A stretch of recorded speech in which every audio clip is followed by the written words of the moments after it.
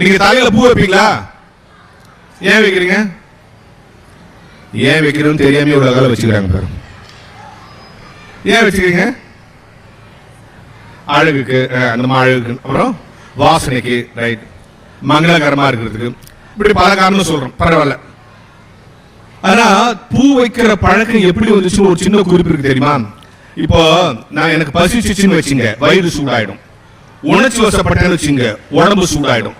கோவப்பட்டா என்ன ஆயிடும்? மூளை சூடாயிடும். இதான் சயின்ஸ்.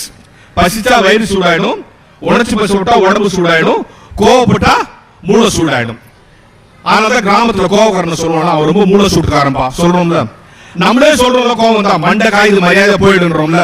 அப்ப கோவம் வந்தா மூளை சூடாயிடும். இதுல யாருக்கு தெரியுமா சீக்கிரம் சூடாயிடும்? பெண்களுக்கு தான் சீக்கிரம் சூடாயிடுமா. அதனால குளிர்ந்த மலர்களை கொண்டு போய் அங்க வச்சு அது சூடாவாம பாத்துக்கிறது. அதனால சொல்லுது, கோவம் வந்து பூவை பிச்சு எரியுது பாத்தீங்களா, மூளை சூடாயிடுச்சுன்னு அர்த்தம்.